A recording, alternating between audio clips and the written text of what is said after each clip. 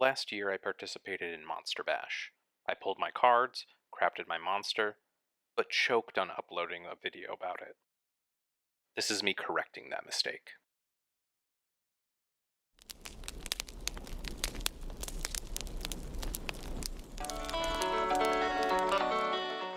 So one of my cards is that of a cat's paw. So I've been thinking about it, and I went searching the dollar stores around town, and I managed to find this little creature, a saber-toothed cat. I thought that would work perfectly for those claws there, and the body itself is like pretty awesome too. So I think I might use this whole thing. We'll see. So figuring out how to combine Columbo into this piece has been pretty challenging. At first I thought maybe I should sculpt something, or maybe go with like a detective theme, but in the end I managed to find something that I really liked. My partner, she is really into customized dolls, and through her I was able to find this little guy, little Columbo doll head, which I thought would be perfect for this project. So one of my other cards shows a bunch of tangled vines. So I decided I'm gonna make my own using twine and some flock. And I've done this once before, and it came out pretty good. But this time, I think what I want to do is I want to wrap up the cat body with the vines and see how that looks. All right, first thing first, we got to take this head off. So.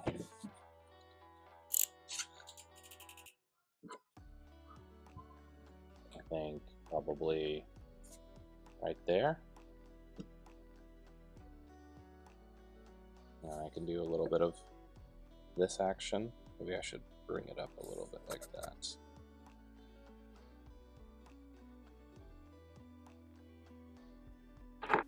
When I originally decided to do this project, I was really excited to explore the randomness of Monster Bash.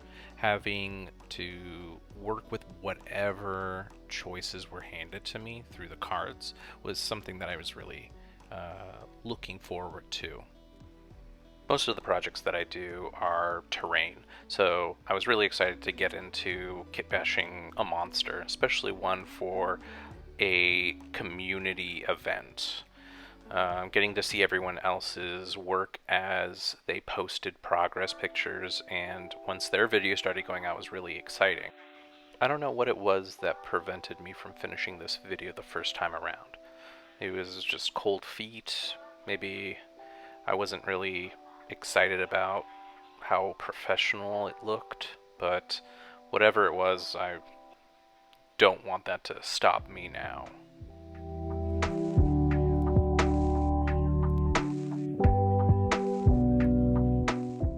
Cutting the head off this toy proved to be a lot more difficult than I expected, so I had to get more creative.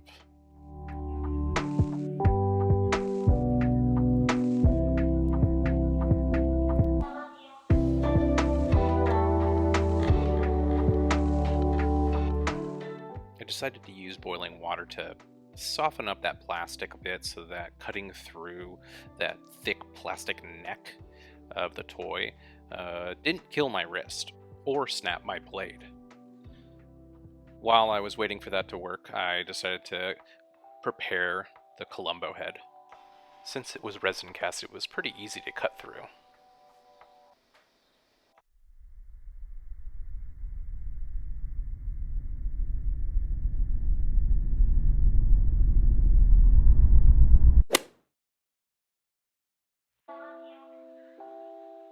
With the cat decapitated, I could now start to figure out how I wanted this head to be attached. The way I had cut both of them made a pretty awkward pose as is, unless I wanted to have it standing on its back legs, but I wanted it on the ground. So I decided that I was going to have to add on to this neck to kind of give it a little structure and give him a little bit more of a good proper angle so that he can be staring straight. Decided to use milliput for this. I used it a couple times, mostly in smaller amounts, but I decided to start with just like smacking a wad of it on there and kind of working it until it's the right position I wanted it to be.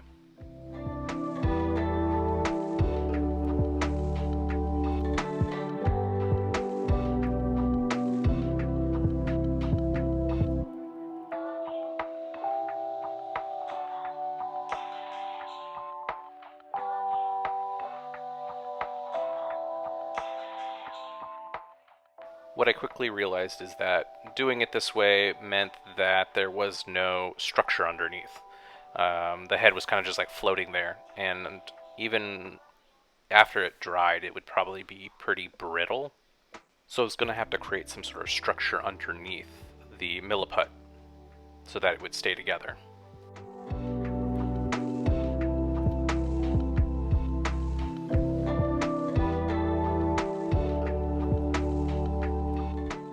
I landed on adding this piece of balsa wood just to give it an anchor, glue it in with super glue, and then fill the rest with milliput.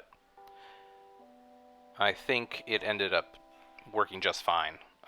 It didn't take up too much space, but it gave it the anchor that it needed.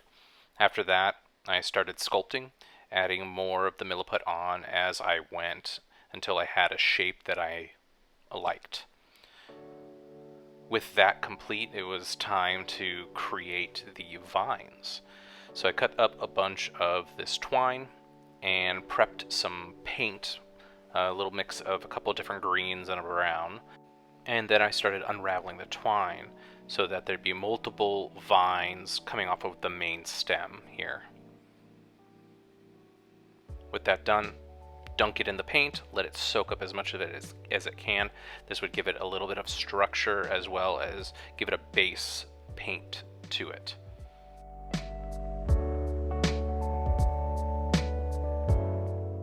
Once I was satisfied with the color, I pulled out the vines and got ready to unravel it so it can dry.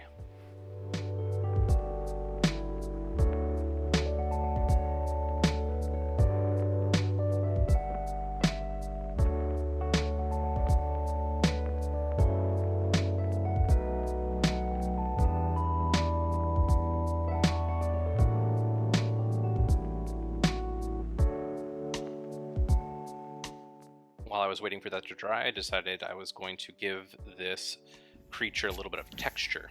One of the cards that I pulled looked like a series of fractures or cracks, so I decided that I was going to make this creature out of stone, and it needed some of those cracks all over its body. I highly recommend wearing a mask while doing this. This stinks a lot and is also very not safe for you.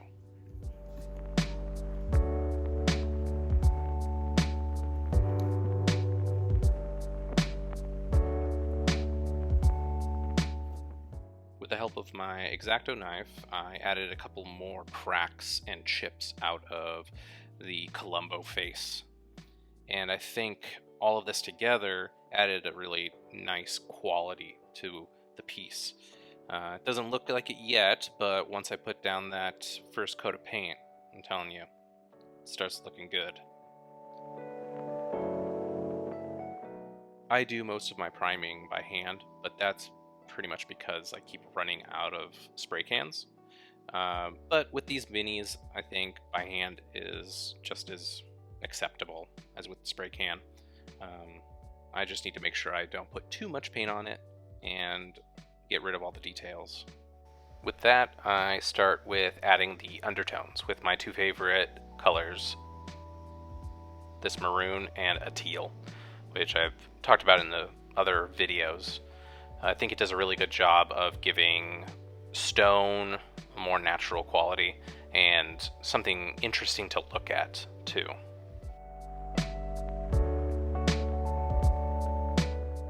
I mix a gray together for the dry brush and go over the whole thing for a first pass.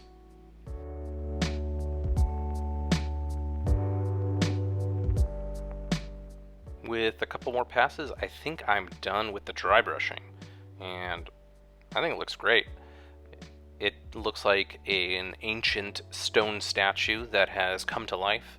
I think the cracks really came through pretty well without looking like it's melted, but yeah, looking good.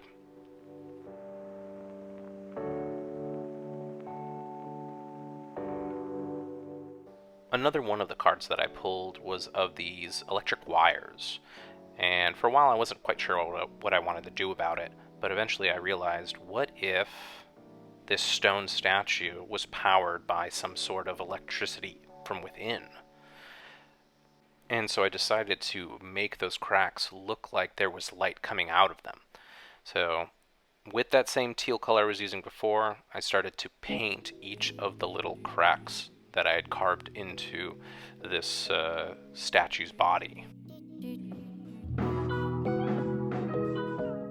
With a bit of white highlights, I think that my goal is achieved. These cracks look like they're illuminated. So now comes adding the vines. So I cover the base, the undercarriage of the creature with a bit of glue just to get it ready for the vines to be added on.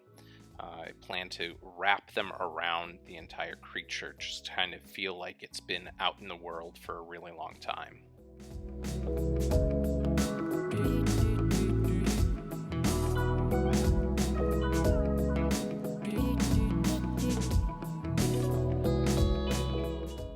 But before the vines, I decided to add a little bit of flocking to the bottom to give it some moss that was growing there before this creature started moving around. I think it also gives it some texture variety that I think it was really needing.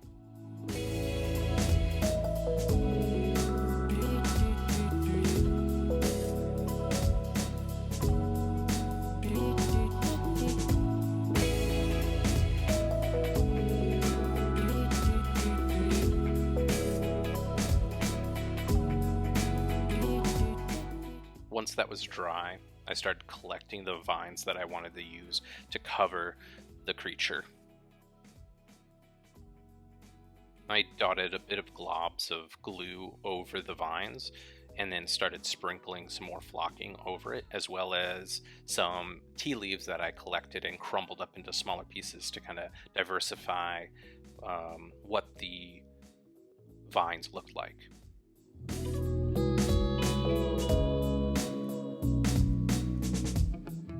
I think next time what I might do is put more glue on it and dunk it in the flock so that it kind of has a more bushy feel to it. These vines came out great. I like them, but I've seen some other ones that have more of a naturalistic feel to them, and if I'm ever going to use this for buildings or terrain, I really want that overgrown look.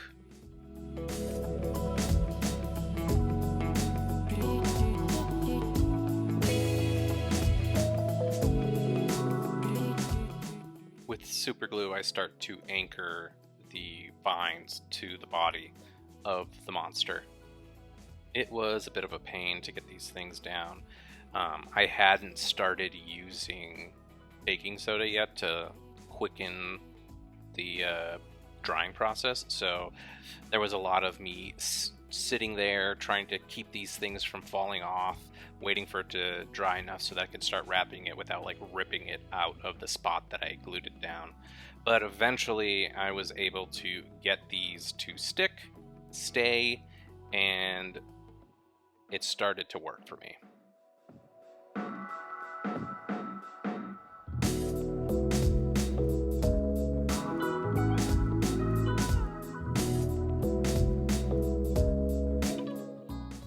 there's something about kit bashing that is really exciting. I think working with something that you have, not creating purely from scratch, but working with what you can find is like a challenge that is really, really fun and really inspiring to me. While I am frustrated with myself for not putting this video out when I was done with it, basically, I'm still happy with what I did. Still happy with this little monster that I created. And it's better late than never, right? And here we go. It's finally done. Time to show it off to the world.